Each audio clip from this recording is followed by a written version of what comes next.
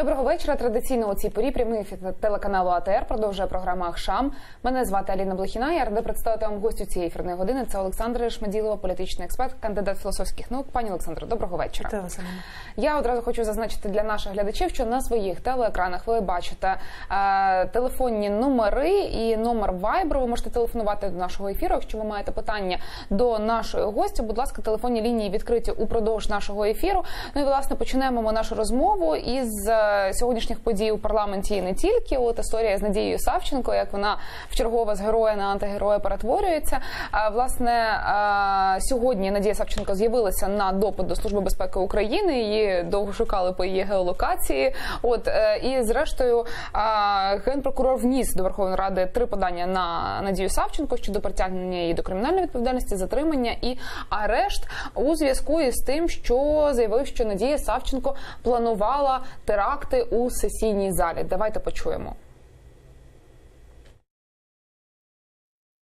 У слідства є незаперечні докази того, що Надія Савченко, народний депутат України, особисто планувала, особисто вербувала, особисто роздавала вказівки про те, як провести терористичний акт тут, в цьому залі, знищивши бойовими гранатами 2 ложі, урядову і посадову, мінометами обрушивши купол Верховної Ради і автоматами добиваючи тих, хто виживе.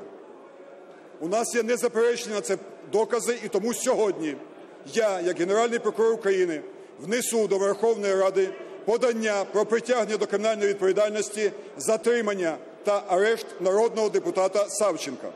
Крім того, прошу вас, шановні народні депутати, невідкладно підтримати проект закону, який давно знаходиться у вас на розгляді, про те, що після подання Генпрокурора дипломатичні закордонні паспорти народного депутата зупиняються для того, щоб цей фігурант залишився в Україні і відповідав перед українським судом.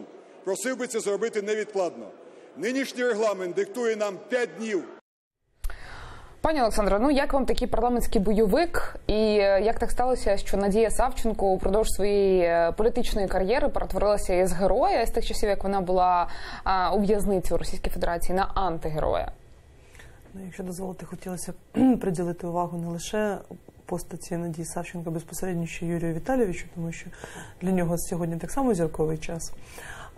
Подивимося спочатку по Надії Савченко. Насправді, якщо дивитися період її перебування в полоні, так, і в Російській Федерації, це певна такі спочатку ідеалізація, так, або навіть певні такі романтичні настрої, коли людину намагаються піднести до небувалих вершин, домальовуючи їй усі ті якості, яких може в неї не бути, сподіваючись на те, що таким чином та картинка, яку люди собі малюють, вона повністю буде співпадати з тим реальним персонажем, яким є пані Надія. Після її повернення за досить нетривалий час починається період в когось розчарування, в когось навпаки більше її героїзації, тому що ви ж розумієте, все одно Надія Савченко є досить медійним персонажем. Вона має, ну, якщо не своїх прибічників, то певний такий фан-клуб, який розділяє її точку зору. Ви знаєте, вона медійна не лише через те, що вона цікава як ньюзмейкер, вона має свої ефірні години на певних каналах, тобто знайшла свою аудиторію і знайшла себе в медіа. Тому вона досить впізнавана, а я наголошую на тому, що лише приблизно десь 20% парламентарів взагалі є впізнаваними особами і є медійними якимись спікерами. Решту взагалі ніхто не знає, і прізвища їх лунають досить рідко, або в якихось ініціативах, або взагалі, коли йде, скажімо так, переклички певні, або взагалі констатація факту, присутні, не присутні, якась там статистичні дані. Загалом, по Надії Савченко можна було сказати, що її певні такі рейтинги, вони не надто були посилені останнім часом і навіть мали таку тенденцію до спаду. Навіть дехто з моїх колег пошуткували, що почали вже забувати про Надію загалом. Ну, крім того, що вона є насправді там в деяких моментах гостею певних там ток-шоу або політичних програм, як коментатор.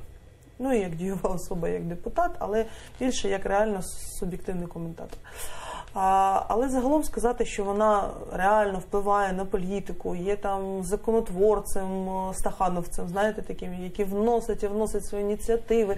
Окрім, добре всім славнозвісного закону Савченко, так, який їй вже, скажімо так, зробив так само і антирейтинг в певній мірі, то загалом так не так-то багато ініціатив, які реально впровадила пані Савченко. На другий момент треба розуміти, що вся ця історія, її, знаєте, все, що любий піар можливий, аби тільки навіть не кролог. Так? Ось в цьому варіанті їй зараз влада робить левову таку послугу через те, що, ну, знаєте, з будь-якої праски, як то кажуть, з кожного телевізійного екрану, радіочастоти або інтернет якогось там ЗМІ, всі вже почули, що відбувалося наживо, так, слідкують, і таким чином її популярність буде зростати. Тому що, розумієте, на сьогоднішній день такі досить радикалізовані настрої, вони існують в суспільстві, їх не можна відкидати. Можливо, не в такій формі, як намагається домалювати Юрій Віталійович, тому що насправді його версія, вона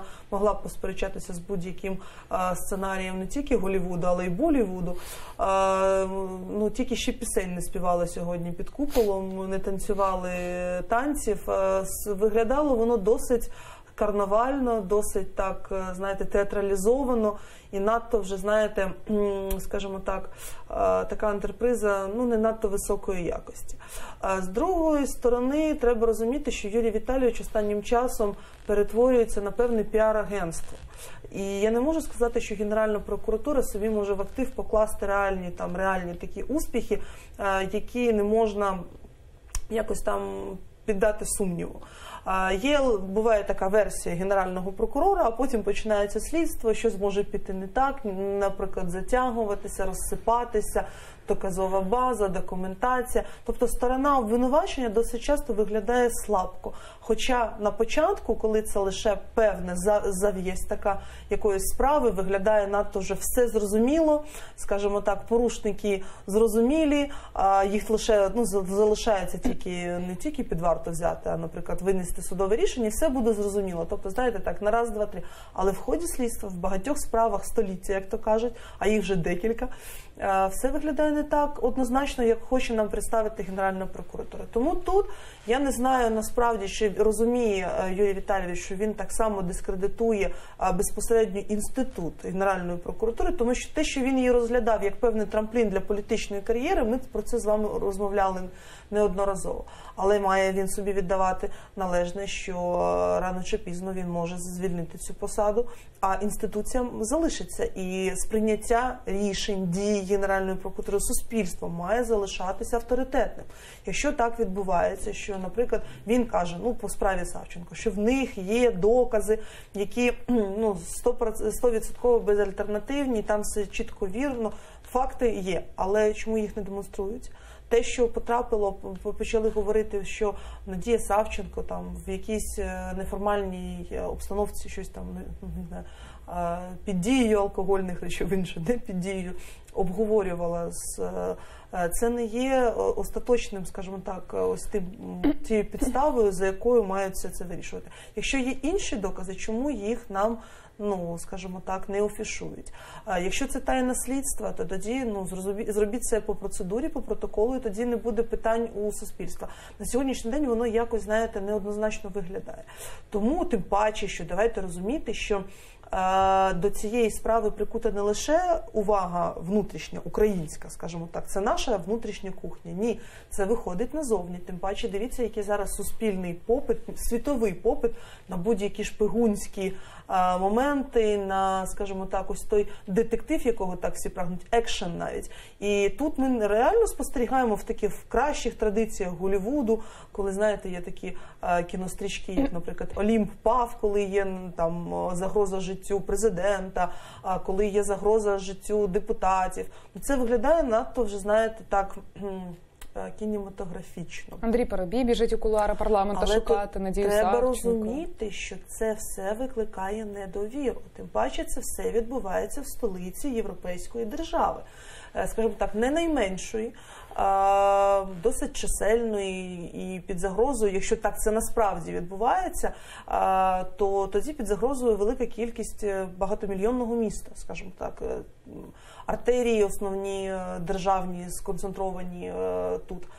Якщо все не так критично, як нам малюють, то тоді навіщо нагнітати ось, скажімо, цю паніку, тому що можуть панікувати не просто мешканці, так, наприклад, якщо б насправді в Києві зараз небезпечно, то мешканці можуть вирішувати, що можна залишати домівки, може починатися насправді паніка.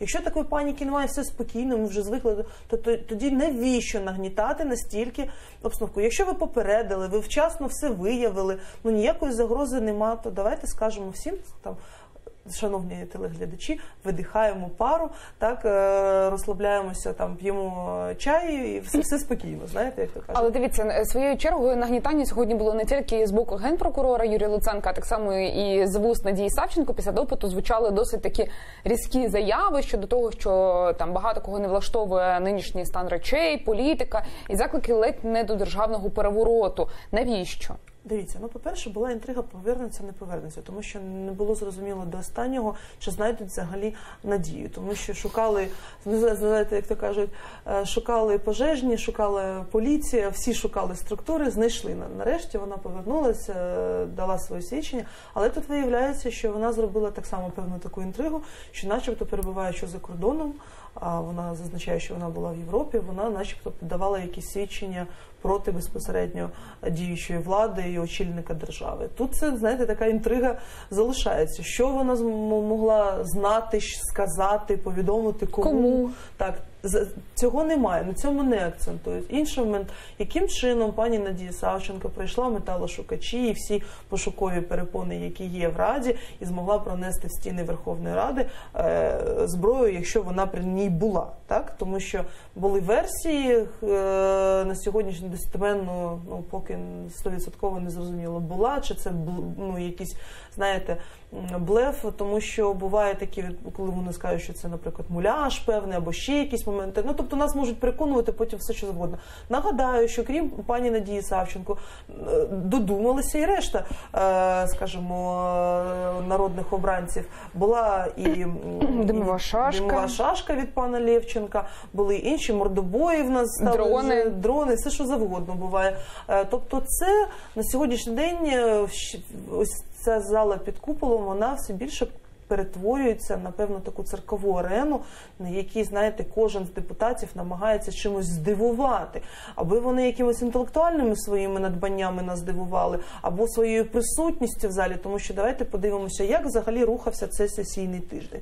Четверг сьогодні зазвичай це пік активності, вівторок, четверг, два такі пікові дні, але вівторок був надто непродуктивним.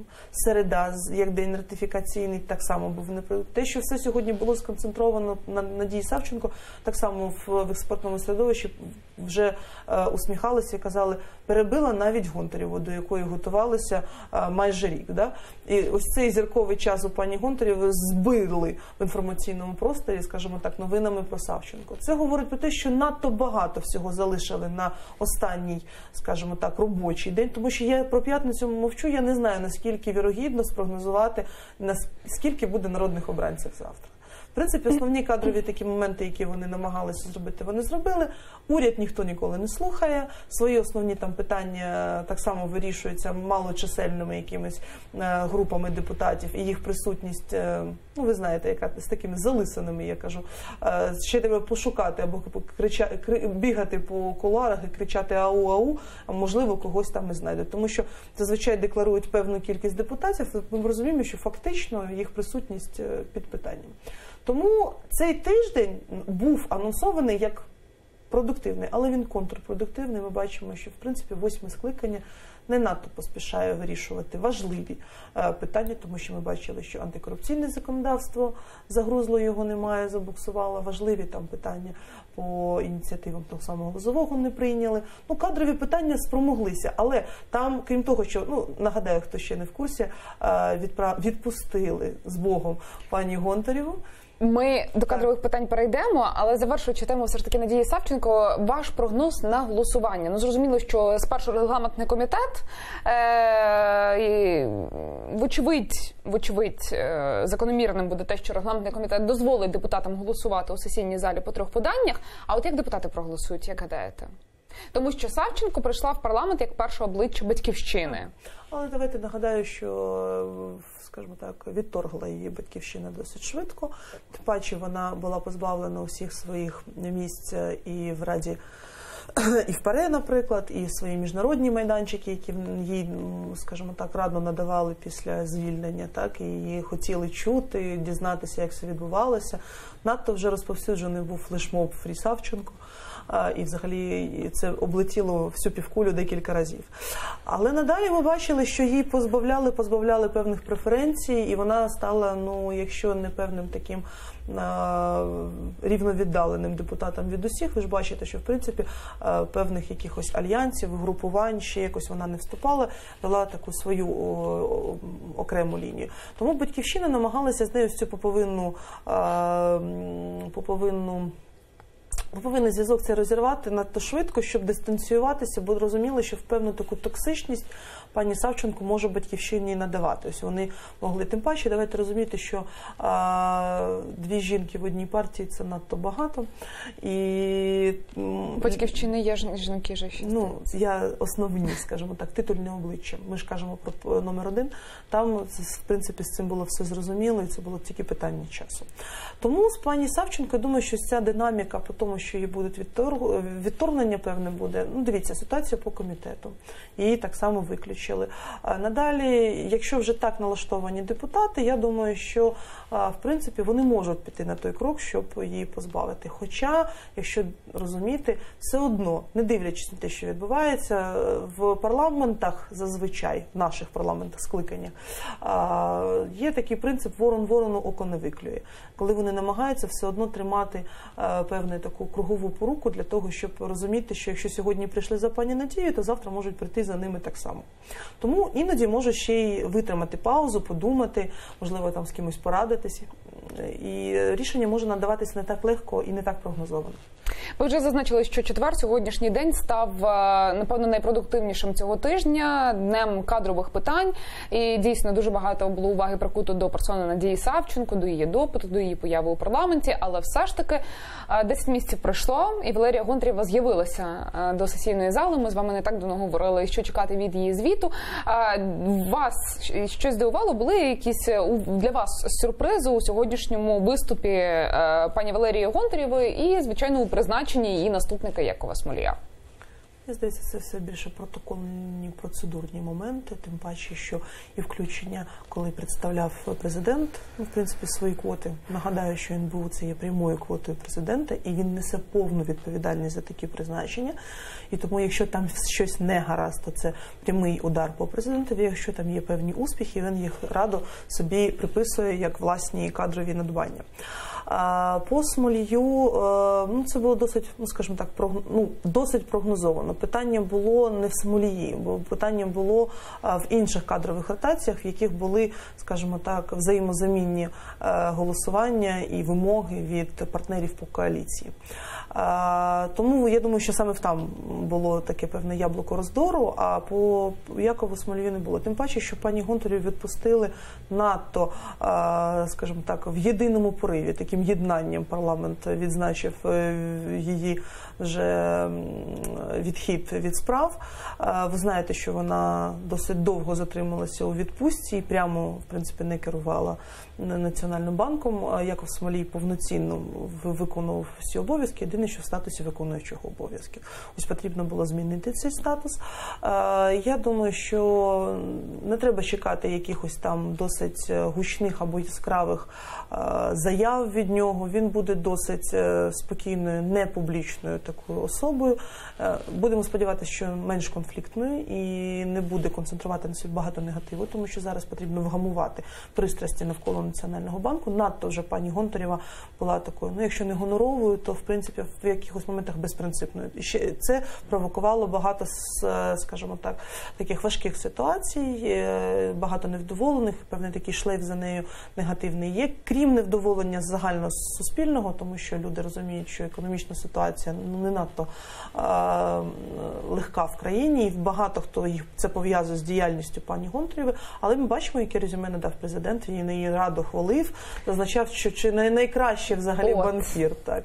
Але це питання дискусійне, можливо, знаєте, як то кажуть, у всіх смаки різні, і, можливо, президент свою особисту думку, яку він озвучив, це буде реально дискусійним питанням, тому що, судячи з, наприклад, коментарів, які є в соціальних мережах, я багато дивилася сьогодні включень телевізійних, що говорили, наприклад, додзвонювачі, зазвичай не надто так позитивні відгуки по діяльності пані Гонтаревої, але президент намагався, знаєте, домалювати те, чого немає, або подати це в тій обгорці, як йому того хотілося.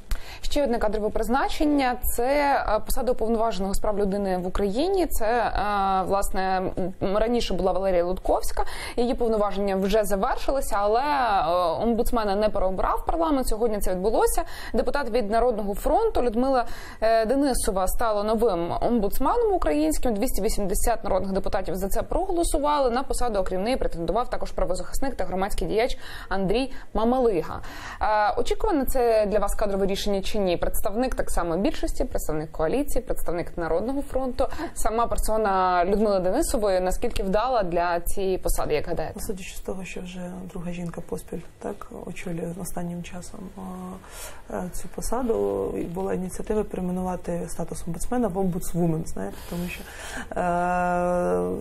досить цікаво. Я думаю, що по Денисовій насправді прогнозовано чи не прогнозовано. Народний фронт надто категорично вперся лише тільки в цю кандидатуру, і насправді, ви знаєте, це вже не перший такий шар, яким його це рішення намагалися провести через парламент, надто важко давалося, але вони були безальтернативні, ніяких інших варіантів слухати не хотіли, і тому саме голосування по Денисовій можна було вважати певною такою ось цією негласною угодою, про яку так багато говорять в кулуарах між БПП і Народним фронтом, що ви нам голосуєте те, що потрібно нам, а ми вам даємо ось ці моменти, на яких ви наполягаєте. Єдине, що не зрозуміло особисто мені на сьогоднішній момент ще кандидатури заступників Якова Смолія, тому що там насправді так само була вимога від Народного фронту відправити у відставку, наприклад, пані Рожкову, і, скажімо так, зачистити заступників і поставити туди свої квоти. Ось по цьому питанню ще не зрозуміло, тому що це так само є умовою великої ротації. І третій момент, в коаліційних силах, крім Народного фронту, БПП, є ще частина удару. І ось удар безпосередньо намагався і добився свого, домігся. Це Рахункова палата і Пацкан, Роман Пацкан, який очолив вже сьогодні, можна його привітати. Депутати позбавили його депутатських повноважень і призначили його очільником Рахункової палати. Ви, наскільки я не знаю, знають наші глядачі, з 2012 року у нас там так само важко було з обранням представника. Насправді, в демократичних країнах, хочу зазначити, що Рахункова палата зазвичай відходить до опозиційних сил, а не до представників опозиції. Я вам зазначу, що бюджетний комітет, свободи слова, по правах певних людей, певних інституцій, це зазвичай все курують опозиційні сили. В нас в 8-му скликанні безальтернативна така ситуація, коли все собі цей апельсин загальний діляться між собою так звані партії Майдану. Незалежно від того, зараз вони при владі чи в опозиції, але це та широка коаліція, яка була на початку, і всі вони, в принципі, поділили основні і комітети, і основні крісла, портфелі. Тому тут досить така ситуація, на мій погляд, незрозуміла, тому що, наприклад, повністю обділили третю за рахунком по чисельності фракцію, це опозиційний блок. Просто проведу аналогію. Наприклад, в Берліні зараз альтернатива для Німеччини отримала бюджетний комітет і ряд інших комітетів, в яких вони будуть представлені, тому що це опозиційна сила, з нею не можна не рахуватися. І це дозволяє коригувати дії влади. В нас же пішли іншим шляхом, просто витіснили і таким чином самі собі роблять, знов таки, риють яму або таку левову послугу, тому що потім буде легко дистанціюватися і сказати, що ми ні на що не впливали, ми ніяк не могли запобігти певним діям. І тому, якщо буде, в принципі, якась провальна ситуація, вона на сьогоднішній день досить така важка в певних моментах, то це робить послугу саме, ну, влада сама, скажімо так, собі таку перспективу обрала і сама себе так виставила. Не роблячи ось тих, знаєте, важелів стримувань і противаг, як бувають зазвичай, для того, щоб вчасно можна було скоригувати ось той державний курс, який є. Пані Олександре, дивіться, якщо брати посаду Денисової, і от ви зазначили про те, що це, як про то говорять в кулуарах, була домовленість БПП і Народного фронту взаємовигідна, скажімо так, не в обмін на якесь голосування, так? То якщо БПП проголосувало для Народного фронту за Денисову, то за що проголосує Народний фронт? Народний фронт голосував за Смолія в першу чергу, а в другий вони мали все одно надати ось ці квоти по рахунковій палаті. Це загальна така, знаєте, вгамувати пристрасті всередині коаліції. Я не можу казати, що це якась велика угода довготривала, це короткострокова угода всередині безпосередньо коаліційних сил. Ще вони не дійшли в них руки до ЦВК. Це наступний етап кадрових ротацій, він ще буде наразі. Так само там є свої постаті квотні від сил коаліції, їх так само потрібно буде підтримувати, тому що всі 13 вакантних позицій будуть голосуватися окремо. Тому там ще, я думаю, що ми ще подивимося, наскільки реалістично дотримуватись тих угод, які. Також, окрім власне рішень ухвалених, про які ми вже говорили, Рада дала згоду на затримання і арешт народного депутата Євгена Бакуліна від опозиційного блоку, і проголосували депутати і за притягнення до відповідальності кримінальної, і на затримання, і на арешт. Перспектива. Бакулін у Раді не з'являється 1,5 роки. Ну, насправді була заява про те, що в нього незадовільний стан здоров'я і він є на лікуванні. Тут, знаєте, ми всі люди, ніхто точно достеменно не знає, насправді стан здоров'я, це зазвичай закрита конфіденційна інформація. А другий момент по Бакуліну, мені більше цікаво, чи підтримують ось цю ініціативу, яку вже внесли на противагу від опозиційного блоку, про те, що давайте знімати недоторканність президента, суддів і, зрештою, народних депутатів. Ось тут якось швиденько притихли. Якось це було не підтримано. Хоча я нагадаю, що і в коаліційній угоді було записано, що будуть намагатися знімати недоторканність депутатів. Знаєте, цією морквиною Віслючка намагаються постійно, знаєте, мотивувати вже досить довгий час. Це такі лозунги і обіцянки не першого Майдану, називаємо так. Це вже декілька циклів політичних, це обіцяють і ніяк не можуть впровадити.